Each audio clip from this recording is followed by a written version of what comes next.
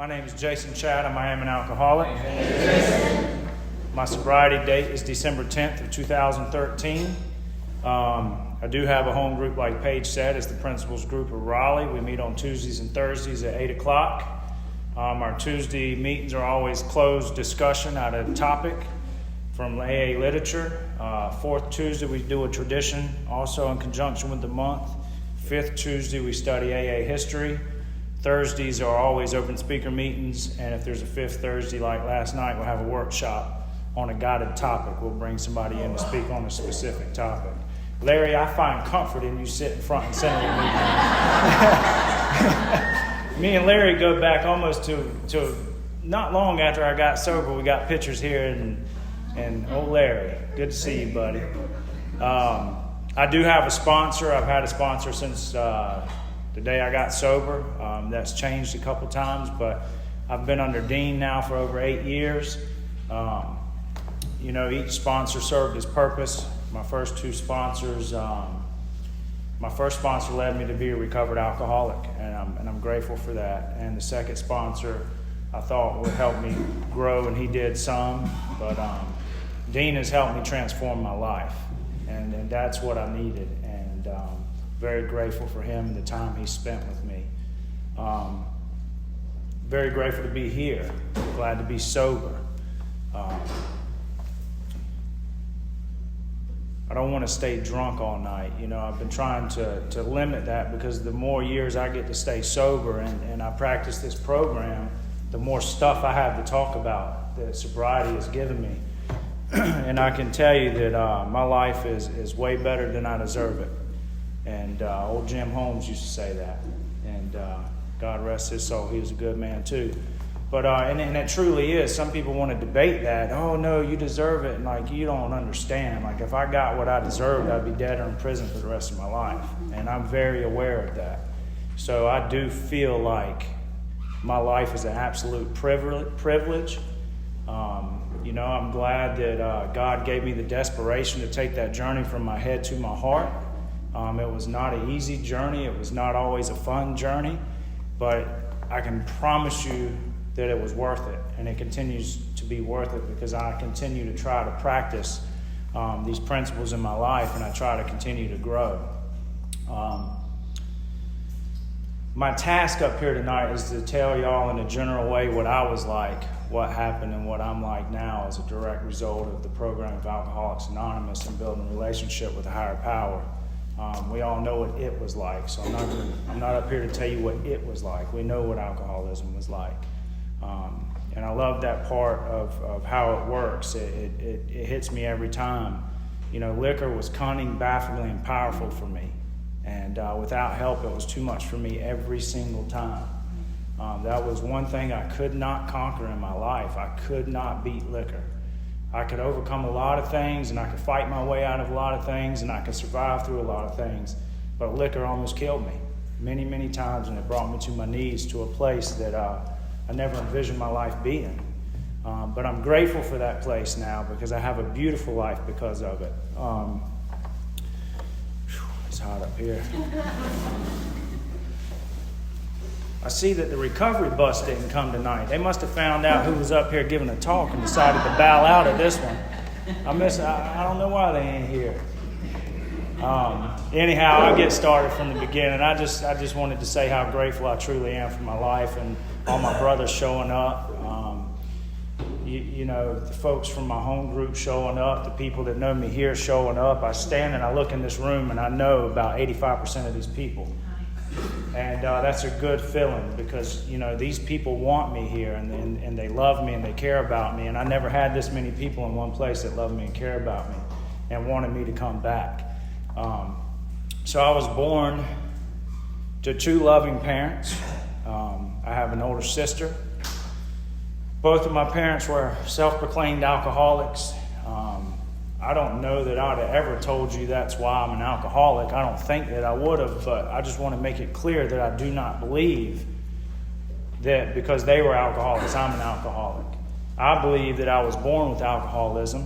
My mother raised me and my sister to have morals and respect, to share, because, if I had to guess, I'd say we was middle class. My dad worked hard on his own company. I had everything I needed and most of what I wanted. So my folks taught us to share with the people that didn't have as much, to be nice to those folks, to tell the truth, to walk with integrity. All the good morals that parents teach kids, I was taught that. But I already knew how to manipulate and steal and lie and cheat to get my way.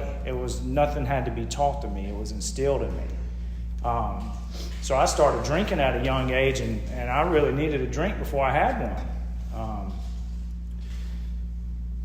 I'm not a guy that drank because I didn't fit in. I'm not a guy that drank because I felt different. I'm not a guy that drank because I got picked on. I'm not a guy that drank for any of those reasons. I'm a guy that drank because I watched my dad party hard at nighttime, party hard on the weekends, and I watched him get up religiously at 5 a.m. in the morning, get in the trucks, get his guys at the shop in the house, and they go off to work every single day. I watched my dad work very hard to give us everything we needed and wanted. Roofs over our head. I was not the kid that worried about coming home to no lights. I was not the kid that worried about coming home to no food. I was not the kid that worried about coming home to not having a bath and having to go back to school the next day dirty. I was not one of those children. So really, if you look at my life, I had no reason to be an alcoholic other than I am. But I watched my dad party hard, and I watched him work hard. And, the life that I understood and that I lived coming up in my house, it's the only one I knew. So I didn't know that, there was really terrible things going on in my house. There was abuse of all sorts. There was, I watched my dad beat my mom for all my childhood. Until I got big enough to fight him. That's when I'd start standing up for my mom. Many nights we'd have to go get my dad out of jail. Many nights I'd be out with them and watch my dad in bar fights, whether he won them or lost them. I would take trips to the hospital with him. And all these things, again, it was just perfectly normal to me. We didn't talk about it outside the house. I thought all the people in the neighborhood was going through the same thing. Some were, some wasn't. So I was 8 years old. So again, I'm in elementary school. My mother cooks us breakfast and puts us on the school bus. I either had money in my pocket or a lunch made for me. I had a hot dinner on the table every night. My teeth were brushed. I was bathed, and I was put in the bed at a bedtime. My mother took good care. She was a stay-at-home mom. She didn't have to work. She done a wonderful job raising us. And so I remember it like it was yesterday. And a lot of things in my story I can't pinpoint and tell you time frames and stuff on, but I was 8 years old, and I remember my dad and the crew coming home from work. So we had a couple acres out in Willow Springs, North Carolina. And it was the country. I grew up in the country. I loved it. I'm grateful for that upbringing. I had four-wheelers and dirt bikes and golf carts and go-karts. And, we had horseshoe pits in the backyard, trampolines, volleyball net for badminton and all that stuff. And so when the crew would come home on the Friday evenings, the drinking would commence. The big tall stereo speakers would come out when you had about a stack this big of receivers and 6 disc changers and CDs and and AC/DC would come on, and I knew it was time to party, But for most of those years, I wasn't able to party. I was the gopher. I'd go get a beer for them, and I'd just take a swig off of it. Never felt the effects produced by alcohol until this night. So it was a Friday evening, and I'm 8 years old, and my dad come in and said, "Son, do you want to drink with us tonight?" And I said, "Absolutely." And inside I'd been waiting for that moment to go out with the big guys, and I could outride them on all the tracks that I made with my four-wheelers and stuff. They was always, we do time trials, and they always tried to beat me but never could. So the next step is now I'm drinking with them. Now I've arrived.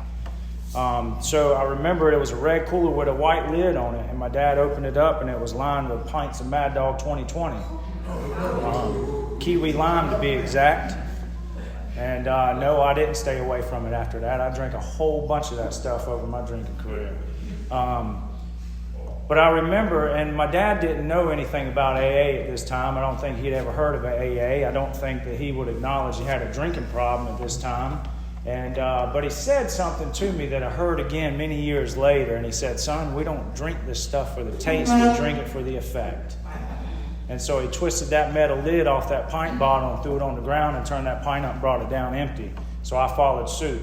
I got my own pint. I threw that metal lid down. I turned that pint up and brought it down empty.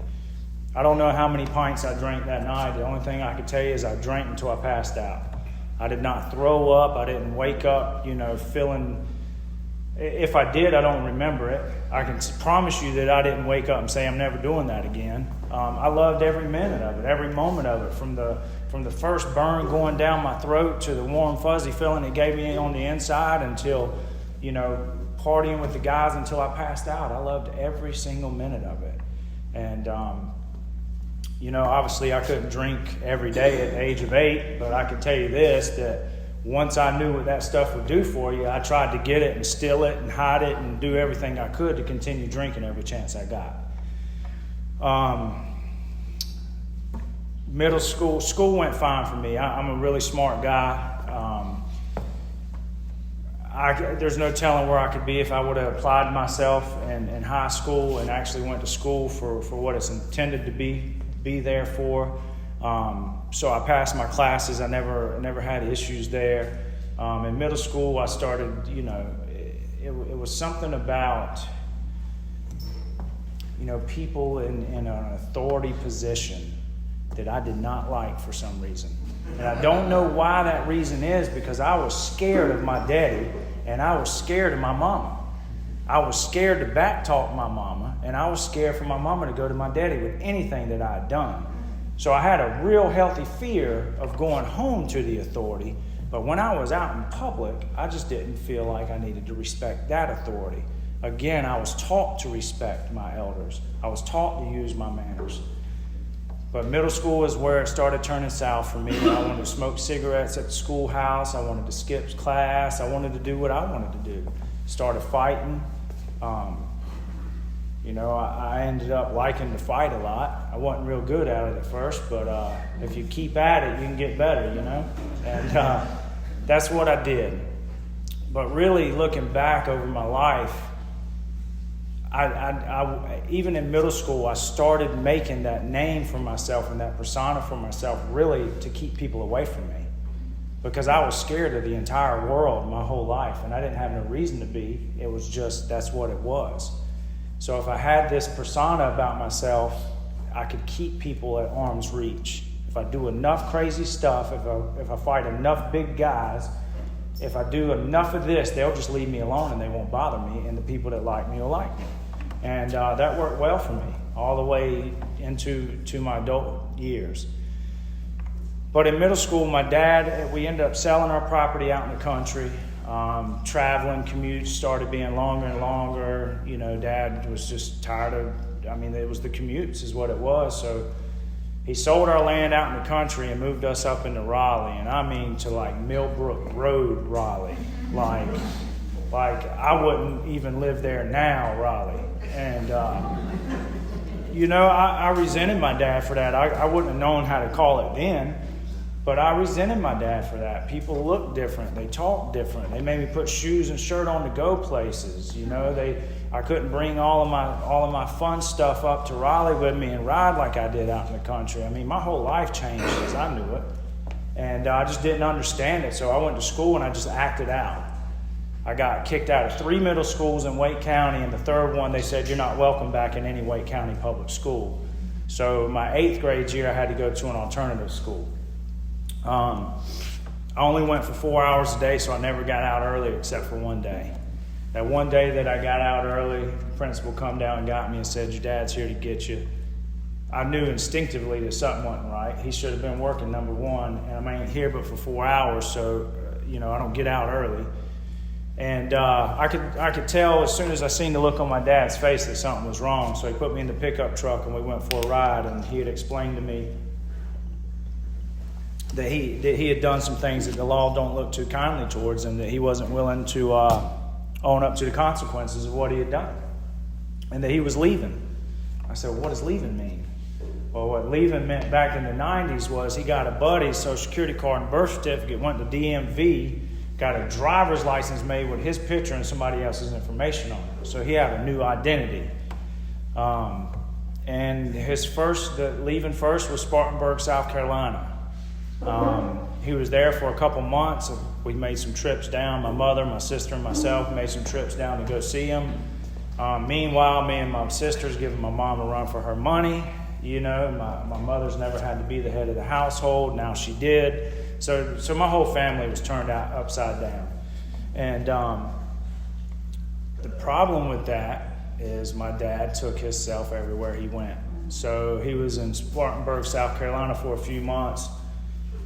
Was at a bar drinking, things got ugly, guns got involved, shots were fired. Luckily he didn't kill nobody, luckily he was not killed, but the law was looking at him.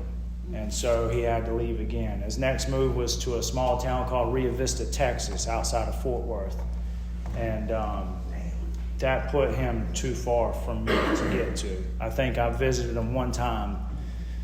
So I'm 12 years old, maybe 13, fixing to be 13 maybe, and my dad's gone from my life. The guy that I've looked up to my entire life, the guy that I've run beside since I could run, the guy that I rode in the work trucks with and went and sold roofs with and taught me how to work, taught me my work ethic. I mean, he taught me everything I knew, and that man's gone now at a time in my life that I really needed him the most. So I finished up the school year out at that alternative school, and my aunt had moved down to the coast, down to New Hanover County in Carolina Beach, and I told my mom I wanted to go visit her. My sister had already turned 16 and left home. So I told my mom, I just need to get away. I just want to go down and visit with them for a few weeks. That's what I did. Turns out, I enjoyed it down there. I ended up staying there with my aunt and starting school down in Wilmington. And the place that I moved to back in 1999, when I moved to Carolina Beach, I started looking for people that was involved in the things that I was attracted to. I wanted people that drank just like I did, and I found them quickly.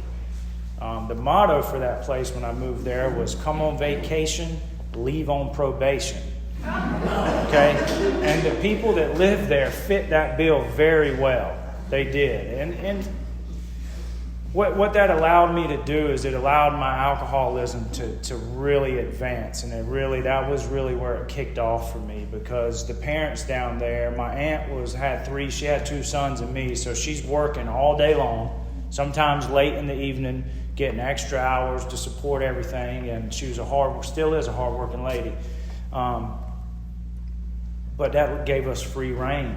We was able to run wild, and these folks down there, the parents of the people that, were on probation down there and parole, they would just go buy us liquor. They didn't care. They was doing their thing anyway. Here's some liquor and leave us alone. So by the age of 15, I'm a full-blown alcoholic. Once I get into high school, I'm skipping school. I'm doing other stuff while we ride around. I'm drinking liquor first thing in the morning. It was insane. I did not go to school to learn. But when I showed up, I gave it 100%. When I showed up, I did my work. And one thing about me is I had a photographic memory. So on test days, people never understood, like, how do you come to school and pass all your tests? Well, I would just crunch the chapters the night before the test. And I'd do all the quizzes that lead through that chapter. And when I looked at the test the next day, I could literally read the question, and I could remember in the book where it was at and what it looked like. And so, I did. I passed all my classes with A's and B's. I failed 2 classes my entire high school career, and that was 2 advanced classes, and I got kicked out of school both times that I failed those classes. And I couldn't keep up. We was taking 2 tests a week. So getting put out for 10 days, I missed 2 weeks solid. I've already missed 4 tests. I can't catch back up. So I failed 2 classes. Started playing football in high school. Loved it. It was like it was like a natural high is the best way I can explain it. It was like the euphoria that liquor would do for you, but with nothing.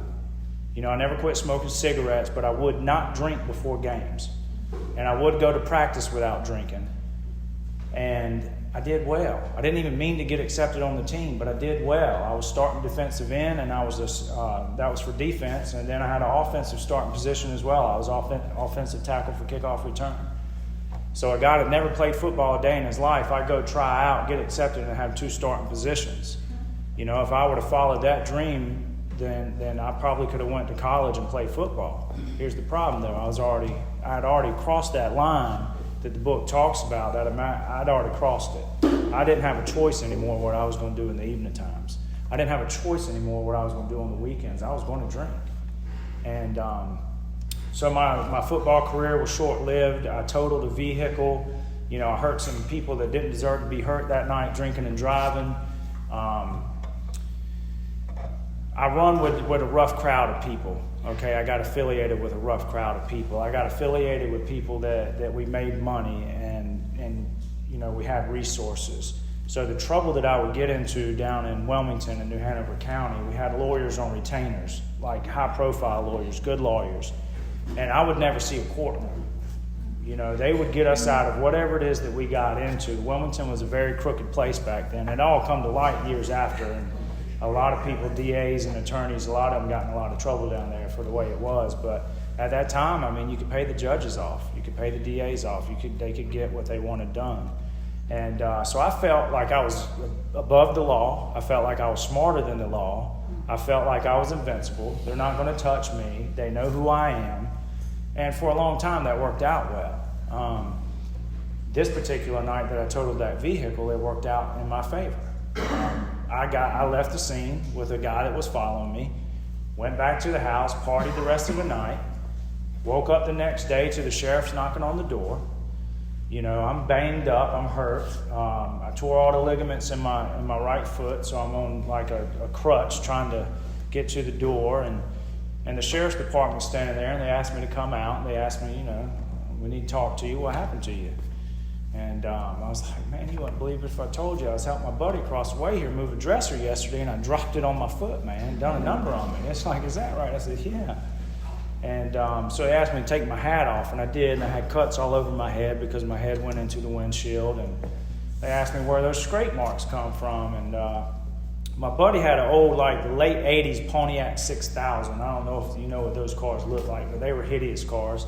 But they were tough cars. And he had one, and he didn't care what we did to his car. So we'd take this car out in the woods like it was a four-wheel drive truck, and we'd just mount it to the floorboard. If we hit trees, oh well. If we scruffed off stuff, oh well, we didn't care. So we had got the car stuck out in the woods the night before, hence why I carried him to get their other car, hence I got in the accident on the way back to the house. So I told the law about our trip into the woods with the Beezer, and I said, you wouldn't believe it, but I fell out head first into a patch of briars getting out of the car. And they said, is that right? I said, yes, sir, it is. If I could walk, I would take you and show you. And so they continued to talk to me and ask me questions. But again, I'm smarter, I'm invincible, and I'm above y'all. So what the cops end up doing is leaving that day and never coming back again. All they had was circumstantial evidence. They asked me where the blood had come from in the car, why my blood was in the car. I said, man, I took the car to work last week and I cut my finger open and I bled in the car on the way home. And so every question they asked, I just had an answer for it. And I'm not proud of that stuff now. That family got really hurt in that car accident, and they did not deserve that. So fast forward, that got me put off the football team. I ended up graduating high school, 18 years old. A couple things important happened in my life. I think I was 17. My dad got caught. He got brought back to North Carolina. He served his time. So when I was 18, some point when I was 18, my dad come back home. He got out of prison and started his company again. Had a girl come to me and tell me she was pregnant. I can look back now and know it was fear. I was just scared. I didn't know how to be a dad. Paige, you took too long introducing me. Something happened to my time. I'm going to get through this quick because I want to start talking about sobriety. But 18 years old, girl comes to me and tells me she's pregnant. Instant fear hits, and I make this girl feel about this big. And I tell her how she's sleeping with half the town, that kid ain't mine, and she need to get on away from me with that. And she did. She absolutely did. And I got call later on about I need to come meet my child. And the other important thing that happened when I was 18 years old is, I'm not proud of this either, but this is the depths that I went to in alcoholism, because every bit of this stuff happens drunk. I mean, I think that's a precursor. I was drunk and this happened. I was drunk and this happened. I was always drinking. And a guy had stole some stuff from my house, and I had a keepsake box of my mom's, and it had some jewelry in it from the Depression days that her grandmother gave her, my great-grandmother, and the guy stole this stuff. Lifestyle I live, the guys I run with, that's not acceptable. So I knew for sure that he had took it, found pawn slips in his name, and literally we premeditated murdering him. And I invited him to my house for a party, he thought, and when he got there, we fully intended to carry out exactly what we had planned. And this is when God is really a major time where he reached down and he grabbed me and saved me from that night, because I had all intentions on pulling the trigger. And there was a car that turned onto my road. I lived in the back of a neighborhood. It was 2:30 in the morning. Cars didn't come down my road at 2:30. That night, one did. And when the lights hit us, I went this way, he went that way. We could never find him again. He got to help, got to the hospital.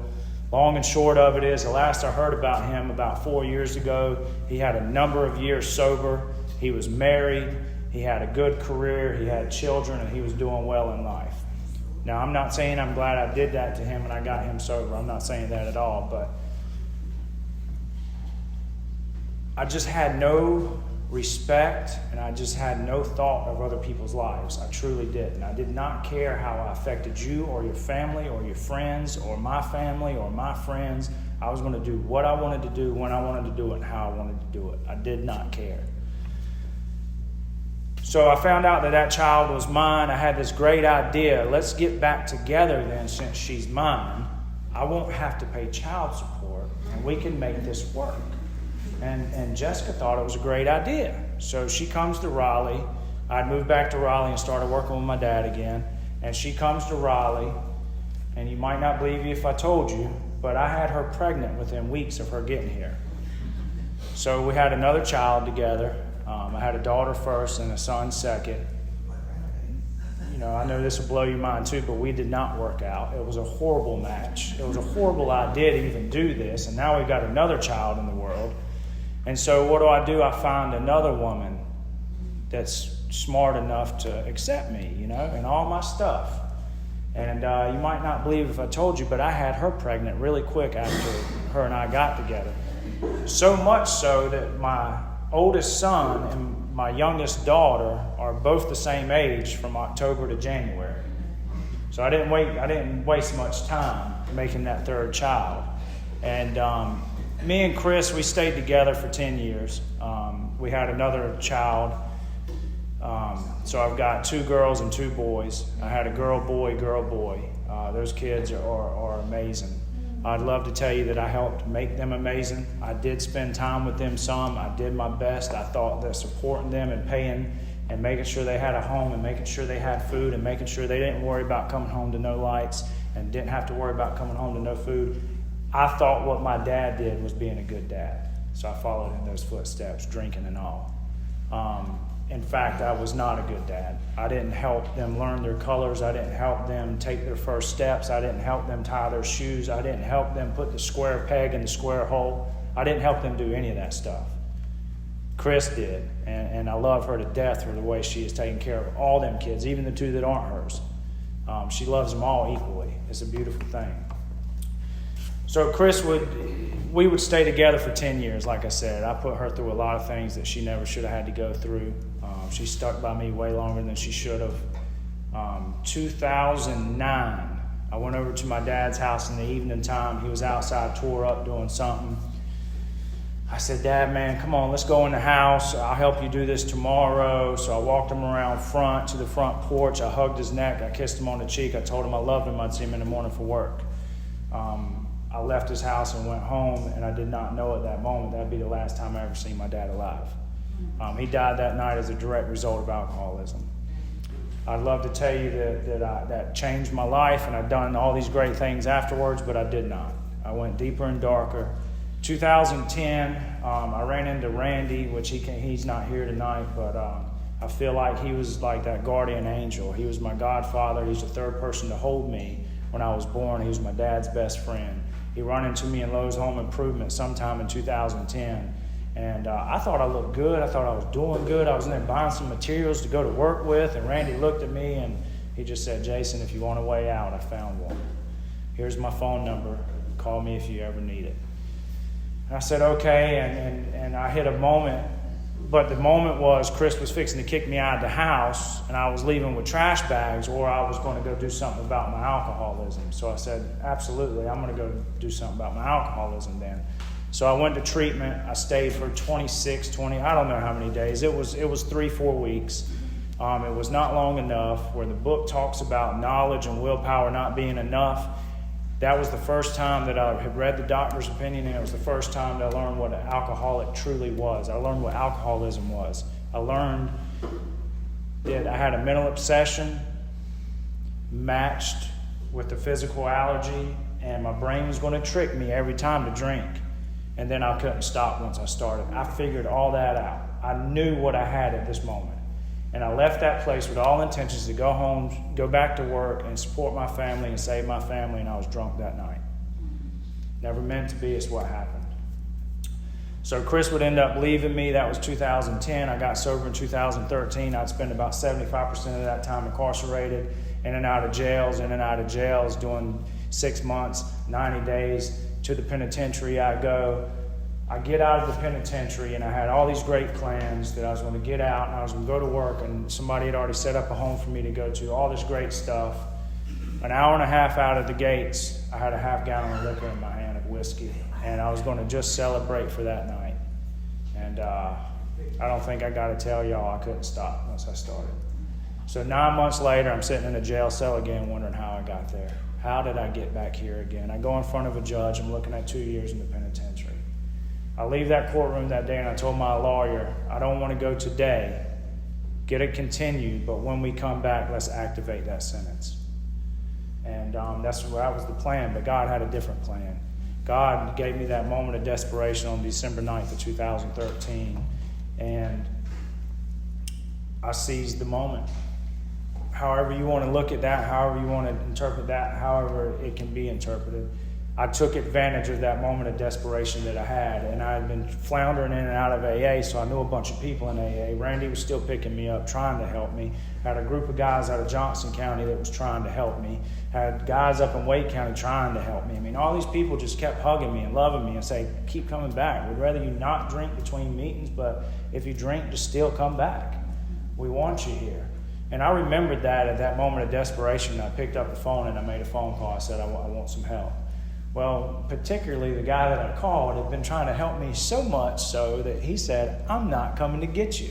You're not serious about getting sober. I ain't coming. And I said, well, okay then. So luckily he had enough sense to call another man in the program that had been sober for about 30 years. And what Mike told James was, James, we don't get to decide when they get sober. Our job is to go after them when they call for help. So you are going to get them because I'm coming to get you and we're going to get them together. And that's what they did. They showed up in that Suburban. They picked me up. They carried me out there to it, and they carried me back to detox, where I would walk in detox, clowning around, jumping around, cracking jokes, making everybody laugh. My BAC was a .387. And the guy at the detox desk said, you know, Jayson, I remember you from 2010. He said, it ain't that high of a BAC that I'm worried about. He said, it's how you're conducting yourself on that high of a BAC. He said, people with this high of a BAC normally come in here and they can't even talk. They can't even walk. And we got to call the paramedics to go get them some help and then bring them back. He says, you'll be dead within the next year if you don't do something about your alcoholism. And I believed him. I believed he was absolutely correct with that statement. And something else he said after that I remember that stuck with me forever is he says, Jayson, you never have to feel like this again. And I laid down and I went to sleep.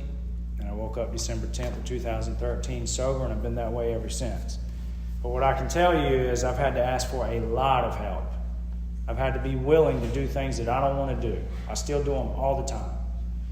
I've had to be willing to seriously practice changing who I am as a person. You know, I drank because I hated myself. I couldn't live with myself sober. So drinking was only the symptom of what was really going on, and it was me the whole time. So when you get here and you get to this place and you think that you're going to excel here, you might hang around for a year, maybe 2. There's people that's white knuckled it for 3 or 4. You know, but if you don't come here if I didn't come here and I didn't take a serious look deep down inside myself and continue to try to grow and continue to try to acknowledge when I would do things that I didn't feel good about anymore, and take a look at 6 and 7, talk to God, and really start practicing like I don't need to do that anymore. My home group taught me that you don't drive without license. That was new to me. I definitely didn't have license, and I was telling Steve how I was going to get this little beater car. I was going to find a car, and I was going to drive real responsibly with my seatbelt on and do the speed limit and go back and forth to work. And my home group just kindly said, that's not how we do it here. And it was explained to me that it's hard to live a spiritual life every morning waking up knowing you're breaking the law. You're going to get in a vehicle and you're breaking the law every single day. You're not going to be able to do both of them. So I borrowed the money and bought a moped. And I rode that moped until I got a driver's license. I truly did. My home group members used to know I was coming. I put a loud muffler pipe on my moped. I boost the motors up on my moped. And when I come to the principals group, when we were at St. Mark's, I come up the sidewalk and slide in right there by the front door on that moped and put the kickstand down, and I was there. I would ride to my home group if I didn't have a ride in the rain. I would ride to my home group when it was cold. I would ride to my home group when it was hot. I would ride to my home group no matter what. If I didn't have a ride, I was on my moped going to my home group. The coldest day that I rode to work, it was 7 degrees outside, but I rode my moped because I needed my job and I needed to be responsible, and I had child support to catch up, and I had bills to pay, and I had to live, but I couldn't drive. So I done what I was supposed to do, and believe it or not, the state of North Carolina permanently revoked twice with no chance at ever driving again. A couple of home group members went with me to my hearing. I'd done everything they asked me to do, and the lady granted me a privilege to drive again in North Carolina. Jobs did not come quick to me at first. I made just enough money to get by, and just enough to get by. I was 6 months sober. I went through getting my parental rights taken to my 2 older children. That judge looked at me, and really today, I would have told you back then, he was really disrespectful and really mean to me, is what I told people. But looking back on it today, that judge spoke about me exactly how I had acted and portrayed myself for the years that I was not present in them children's life. And their biological aunt adopted them because their mother, while I was in prison, got them taken. I knew nothing about it, and I did not get out of the penitentiary and do what I was supposed to do. Contact my children, see where they were at, see how they were, stay sober. If so, I would have had my children. But that's not what I did. So after I got my driver's license, it wasn't long. I sat down with Dean. I had an opportunity to come about for me that I could start my own business. It was prayerfully considered. It was talked about. I didn't just one day go in and say, all right, I'm out of here. I'm doing my own thing now. I actually left that job respectably in a manner that I could go back and get that job again if I needed it. I'd never done that before. It was scary. I was full of fear. I just got my license back. I had a truck, and I was seeing my 2 youngest kids like once in a while. I could not blame Chris for not wanting me around. I was still at that point in my life. I was not somebody that you really wanted around. I was insane still. I was working on it, but it took a while for me to get leveled out, and I'm far from leveled out now. I'm just a lot better than I was. But it took time. Williams James in the second appendix talks about the educational variety of a spiritual experience. I didn't have that bright light experience like Bill did. It took a while for me. Other people started telling me about my changing before I realized what had really been changing in my life. So I remember getting a letter from my oldest daughter and the joy in that, because ever since that court date at 6 months sober, I'd been trying to go see them kids and get back in their lives. I was 3.5, almost 4 years sober before I got that letter. So years I had tried to call, years I had tried to get in touch with him, years I had sent letters to addresses that I didn't know if they were valid, and I just know that I got them from a social worker, and hopefully they didn't change over the time. And I got a letter. And me and Dean sat down and we talked about what my job was moving forward. So I started driving to Wilmington. And isn't it ironic that God didn't put them kids back in my life before I could drive myself down there? You know, everything in my life, God has orchestrated perfectly for me. He didn't give me too much money to start with. I didn't need no money. I didn't know how to be responsible with it. You know, I didn't need no driver's license at first. I didn't know how to be responsible with them. I didn't need those kids in my life at first. I didn't know how to be responsible for them. And so I started driving to Wilmington once a week for 1 hour. I was able to meet them in a public place and have lunch with them. And then I'd turn around and drive back to Raleigh. But I did it religiously. 1 hour turned into 2 hours. 2 hours turned into a half a day at a place, junk place, amusement little parks in Wilmington or whatever, parks. And then that kept progressing until I remember the day like it was yesterday. Renee says, "Would you like to know where we live? Would you like to follow us back to the house? And you can take the kids with you for the day and just make sure they're back home by this time." Y'all, that's God orchestrating my life. I was not capable of doing things like that. I started mending the relationships with my family. Particular one that comes to mind is my grandfather. He was a wealthy man. He tried to use his resources to help me many times, to no avail. So he'd given up on me. I don't blame him. Every bit of help that he offered, I was slapped down. I would act like I was taking the help, but I didn't ever do anything with it. I was able to rekindle that relationship with him and my dad's side of the family. I think I was 3 or 4 years sober, and I finally got invited back to Thanksgiving and Christmas. Business is going well. Things are starting to progress. I got men working for me. I've got, stepping up to a nicer truck, stepping up to a little bit of more money. I lived with other men until I think I was 4 years sober in a recovery house. And then I just looked at Randy and said, "Look, man, if you want to keep this house with 3 men in it, that's fine by me, but I'm moving out. I'm done living with other men."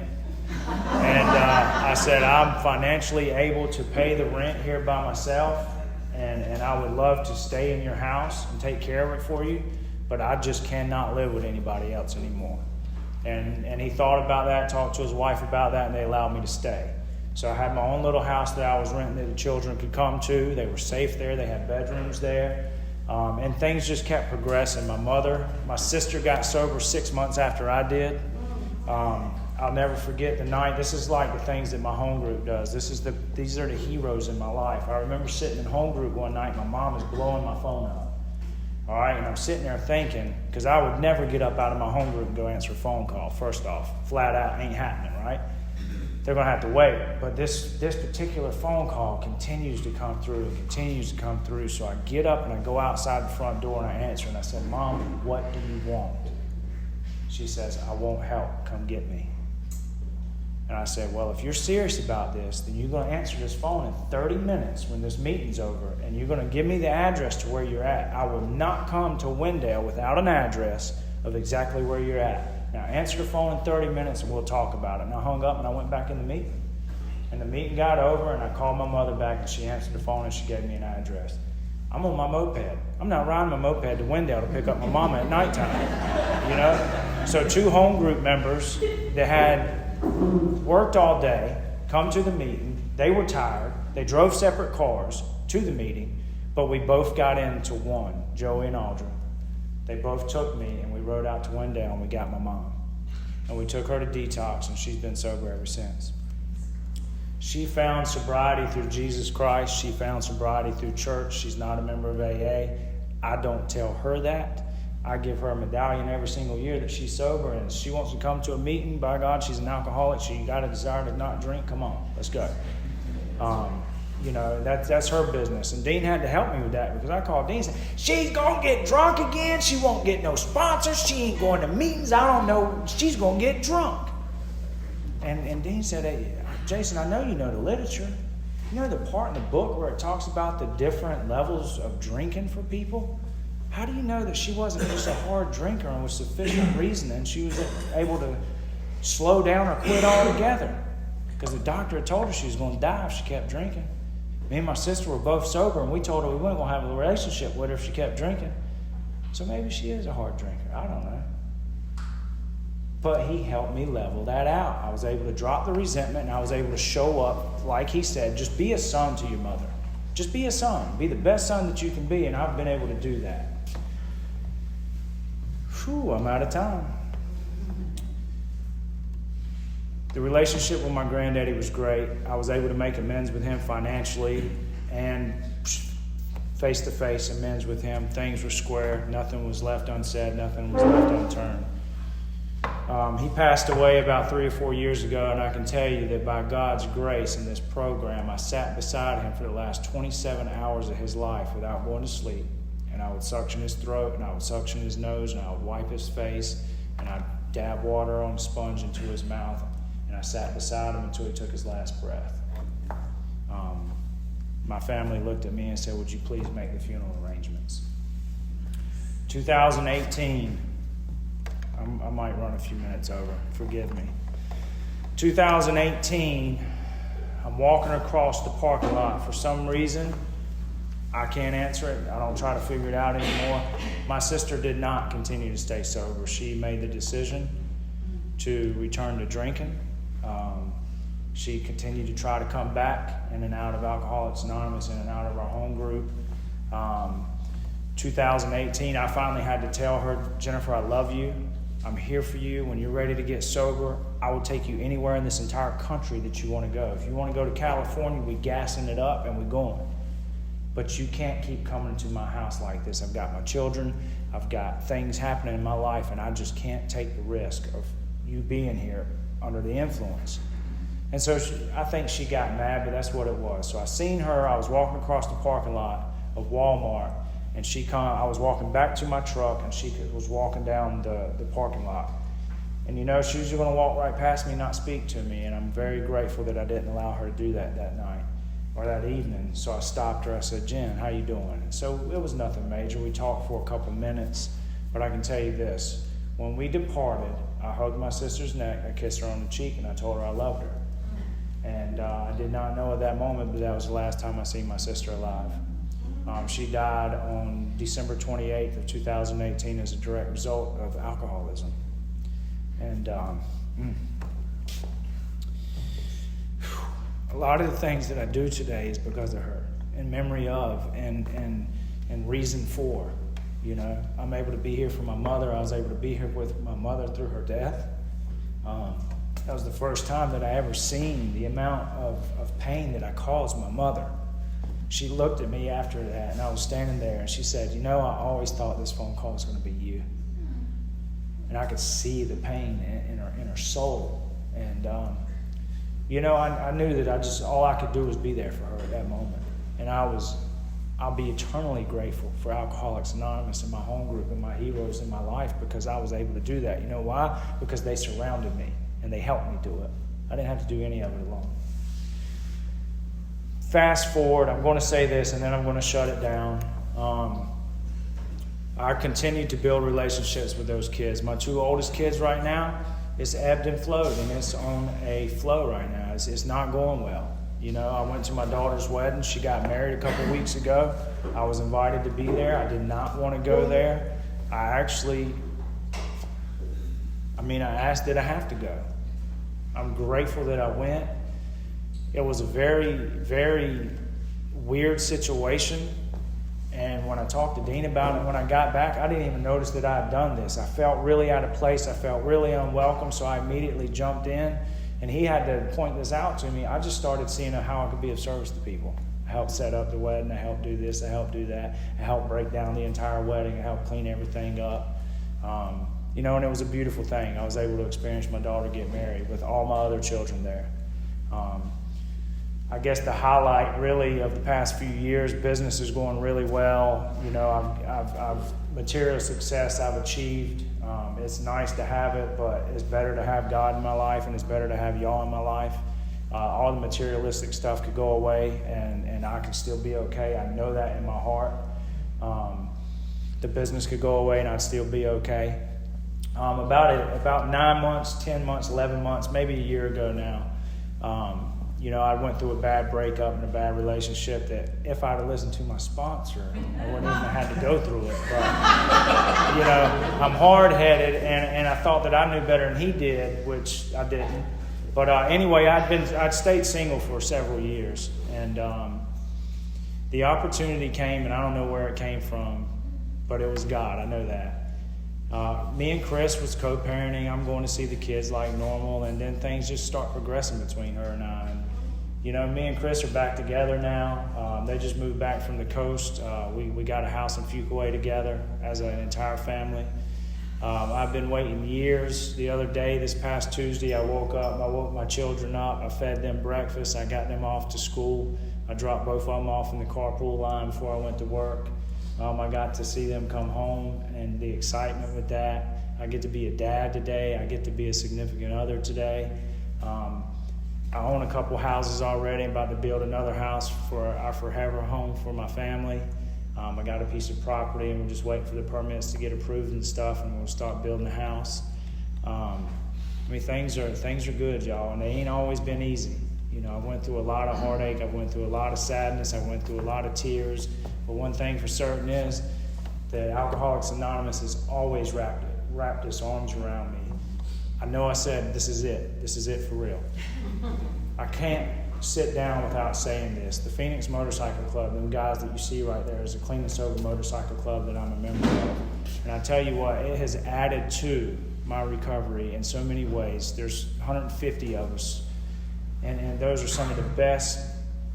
They rode down in the rain, for crying out loud, to hear me give a talk, if that tells you anything. But solid group of men that I ride motorcycles with, a solid group of men that I love and I do anything for. God just keeps giving me wonderful things that I get to take advantage of. So I won't take advantage of any more of y'all's time. I do love each and every one of you. I'm very grateful to be clean. I'm very grateful to be sober. I'm very grateful to be aware, and it's a great thing. So thank y'all.